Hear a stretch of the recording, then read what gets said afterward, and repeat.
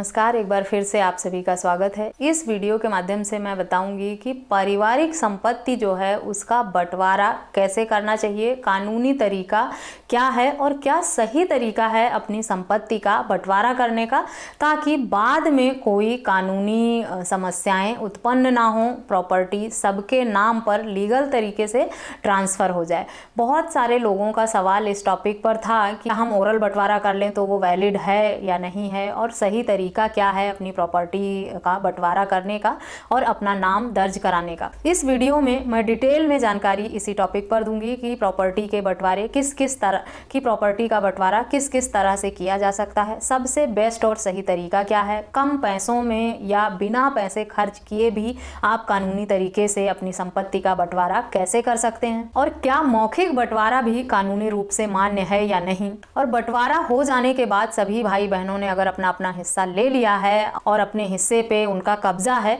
तो भी क्या कोई भाई या बहन उस प्रॉपर्टी को क्लेम कर सकता है या नहीं। तो चलिए डिटेल में इस टॉपिक पर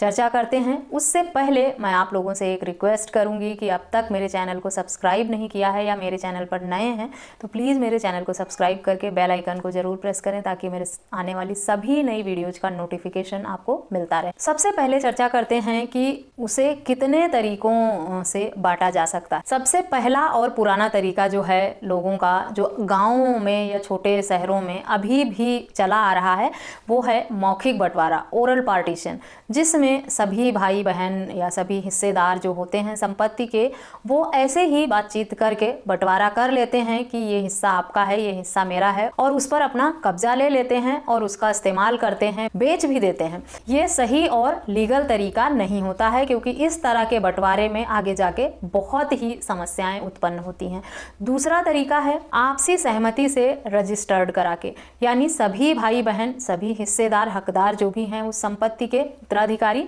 वो सब आपसी सहमति से बातचीत करके किसका क्या हिस्सा है उसे डिवाइड करते हैं और फिर उसके डॉक्यूमेंट बना के उन्हें रजिस्टर्ड करा लेते हैं, उसे रजिस्टर्ड करा लेते हैं और इस तरह से एक लीगल डॉक्यूमेंट बनाकर वो लोग अपना हिस्सा सहमति से बांट लेते हैं। ये सही तरीका होता है प्रॉपर्टी के बंटवारे का और अपना नाम दर्ज कराने का। तीसरा तरीका होता है memorandum of family settlement. Family settlement के डॉक्यूमेंट बनाकर, टर्म एंड कंडीशंस लिखकर, किसको क्या हिस्सा दिया जाता है उस सब का वर्णन करके पंचायत, ग्राम प्रधान या ग्राम के जो मुखिया हैं उनके सिग्नेचर और सभी परिवार के जो हकदार हैं उनके सिग्नेचर, साथ ही कुछ गवाहों की विटनेस देते हुए एक डॉक्यूमेंट, चाहे वो स्टैम्प पेपर पर लिख के हो या जो ग्राम पंचायत या ग्राम मुखिया हैं वो लोग अपनी स्टैम्प लगाते हुए किसी प्लेन पेपर पे भी लिख सकते हैं या किसी लेटर हेड पर लिखकर इस तरह का अपना बंटवारा दर्ज करा सकते हैं, और इस डॉक्यूमेंट के साथ ही प्रॉपर्टी की म्यूटेशन कराकर अपना नाम दर्ज करा सकते हैं सभी भाई बहन। ये तरीका भी यूजफुल होता है और ये म्यूटेशन के डॉक्यूमेंट्स में मान्य भी होता है। ये तीन तरीके जो ऊपर बताए गए हैं ये आपसी सहमति से बंटवारा करने के तरीके हैं, यानी जितने भी उत्तराधिकारी हैं संपत्ति के वो सब अगर सहमत हैं, अपना हक अधिकार जो जिनको दिया जाता है उसमें खुश हैं और सहमति से उस बंटवारे पर अपना हस्ताक्षर करना चाहते हैं और खुशी खुशी लेना चाहते हैं, तभी ये तीनों तरीके जो हैं वो वैलिड हैं और इस तरह और इन तीनों तरीके से संपत्ति का बंटवारा हो पाता है और ट्रांसफर हो पाता है। अगर जितने हकदार हैं, कानूनी वारिस हैं, उसमें से कोई भी एक व्यक्ति सहमत नहीं है तो संपत्ति का बंटवारा इन तीन तरीकों से नहीं हो पाएगा, क्योंकि इसके लिए सभी वारिस का सहमत होना बहुत ज़रूरी है। अगर कोई सहमत नहीं है, किसी व्यक्ति के 4 वारिस हैं जिसमें से 3 सहमत हैं, 1 असहमत है, तो ऐसी कंडीशन में कोई व्यक्ति अगर अलग सोच रखता है या वो अपने हक अधिकारों की, या 3 भाई बहन कह रहे हैं कि अभी उन्हें बंटवारा नहीं करना, कोई एक भाई या बहन चाहता है कि उसे उसका हक दे दिया जाए, बाकी सब अगर प्रॉपर्टी को ऐसे ही यूज़ करना चाहते हैं, एक साथ ही रखना चाहते हैं, तो तो वो रखें, लेकिन कोई एक अपना हक अधिकार अपने नाम कराना चाहता है तो वो उसके लिए पार्टीशन सूट फाइल कर सकता है। इसके लिए सिविल कोर्ट में आपको एक पार्टीशन सूट फाइल करना होगा। मौखिक बंटवारा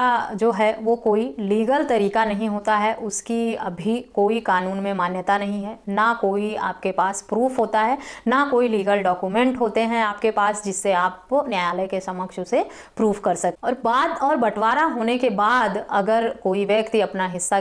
किसी और को दे देता है या बेच देता है तो ऐसे में उसके बाकी भाई बहन जो हैं, क्योंकि वो कानूनी रूप से बंटवारा हुआ नहीं है संपत्ति का, ना ही उसका नाम दर्ज है, तो बाकी जो उसके उत्तराधिकारी हैं वो उसे क्लेम कर सकते हैं, चैलेंज कर सकते हैं और उसमें अपना हिस्सा मांग सकते हैं। इसीलिए इस तरह का बंटवारा जो है मौखिक, वो हमेशा एक विवादित बंटवारा ही रह जाता है, क्योंकि उसकी कोई कानूनी मान्यता नहीं होती है। इसीलिए मौखिक बंटवारे को अवॉइड ही करना चाहिए ताकि भविष्य में किसी भी तरह का विवाद उत्पन्न ना हो। दूसरा जो रजिस्टर्ड तरीका है प्रॉपर्टी ट्रांसफर का, उसमें आप राजस्व कर्मचारी या जो तहसीलदार जिसे कहते हैं उन्हें आवेदन देकर आप अपनी प्रॉपर्टी का जो बंटवारा है उसमें नाम दर्ज करा सकते हैं। या दूसरा तरीका है कि रजिस्ट्रार ऑफिस से रजिस्ट्री करा ली जाए उस संपत्ति की, जिसको जो हिस्सा चाहिए उसका वो रजिस्टर्ड डॉक्यूमेंट बना ले, या फिर राजस्व कर्मचारी या तहसीलदार को आवेदन करके संपत्ति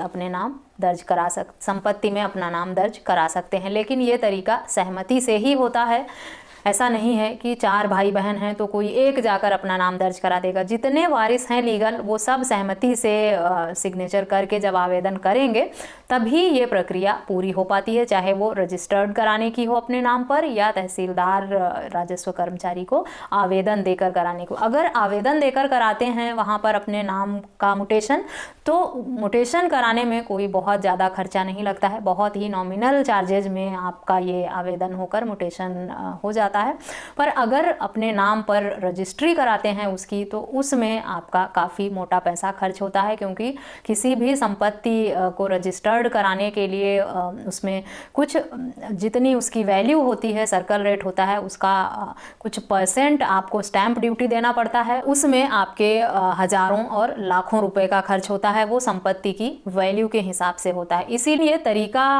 सही है, कानूनी प्रक्रिया है और दोनों ही माध्यम कानूनी रूप से मान्य है, चाहे वो मुटेशन कराकर आवेदन करके मुटेशन कराएं या रजिस्ट्री कराएं। लेकिन मुटेशन, बैनामा और रजिस्ट्री, ये सब जब जितने वारिस हैं वो सहमति से आवेदन करते हैं तभी ये प्रक्रिया पूरी होती है। किसी एक की अनुपस्थिति में भी ये कार्य नहीं हो पाता है। फिर उसके लिए आपको पार्टीशन सूट ही फाइल करना होगा सिविल कोर्ट से, और उसके बाद ही ये प्रक्रिया आगे बढ़ेगी और प्रॉपर्टी कानूनी तरीके से ट्रांसफ़र हो पाएगी। उसके लिए अगर कोई 3 सहमत है तो वो तीनों अपने हक की मांग पार्टीशन सूट से कर सकते हैं, कोई 2 है या कोई 1 है, जो भी चाहे। उसके लिए ज़रूरी नहीं है पार्टीशन सूट के लिए कि बाकी भी जो वारिस हैं उनके वो भी सहमत हो, कोई 1 भी हो सकता है, 2 भी हो सकते हैं। तो आशा करती हूँ संपत्ति के बंटवारे का सही तरीका क्या है, कैसे नाम दर्ज कराना चाहिए, इस पर जो जानकारी आप लोगों ने मांगी थी वो इस वीडियो के माध्यम से मैंने दे दी है। मौखिक बंटवारा जो है उसे अवॉइड ही करें, क्योंकि वो लीगल तरीका नहीं होता है। बाकी ये तरीके हैं, अगर आपके पास इतना पैसा है और आप रजिस्टर्ड डॉक्यूमेंट कराना चाहते हैं तो उसका ऑप्शन है ही आपके पास, नहीं तो आप ग्राम प्रधान, पंचायत और मुखिया की मदद से भी डॉक्यूमेंट्स तैयार करके मुटेशन करवा सकते हैं संपत्ति की। मौखिक बंटवारा जो है वो अभी प्रेजेंट में जब आपको बंटवारा करना रहता है, सबके बीच में सहमति रहती है, खुशी खुशी सब लोग अपना अपना हिस्सा ले लेते हैं, तब तक के लिए तो ये प्रक्रिया आसान रहती है। लेकिन बाद में अगर किसी के मन में किसी भी तरह की लालच आ जाती है या विवाद बढ़ जाता है, उस कंडीशन में परिवार के बाकी लोग जो हैं वो उस प्रॉपर्टी पे क्लेम करके अपना हिस्सा लेने लगते हैं। कई बार फादर की डेथ हो जाती है तो उनके बच्चे भी आपस में कई साल बीतने के बाद भी अगर उनका नाम दर्ज नहीं होता है बंटवारा करके संपत्ति में, ऐसे ही कब्जा लेकर सब लोग अपनी अपनी संपत्ति को यूज करने लगते हैं और संपत्ति उनके फादर के नाम पर ही रहती है, बंटवारा सिर्फ ओरली कर लिया है, तो वो आने वाले समय में सबके लिए प्रॉब्लम ही खड़ी करता है। इसलिए बेहतर होगा कि बंटवारा करके कानूनी तरीके से अपना नाम दर्ज कराना उस प्रॉपर्टी में बहुत जरूरी है। इसीलिए मौखिक बंटवारे को अवॉइड ही करें। बाकी चॉइस आपकी है, जो तरीका था, जो कानून था, वो मैंने इस वीडियो के माध्यम से बता दिया है। आप लोगों को जो ऑप्शन सही लगे, जो तरीका सही लगे, आप उसके हिसाब से अपनी संपत्ति को ट्रांसफ़र करा सकते हैं। आशा करती हूँ इस वीडियो में दी गई जानकारी आप लोगों के लिए यूजफुल होगी। इस तरह के किसी अन्य टॉपिक पर अगर आप जानकारी चाहते हैं तो मुझे कमेंट करके ज़रूर बताएं, ताकि आपके साथ और भी टॉपिक पर मैं वीडियोज़ बना सकूं। इस वीडियो में बस इतना ही, मिलते हैं नेक्स्ट वीडियो में। तब तक के लिए थैंक यू एंड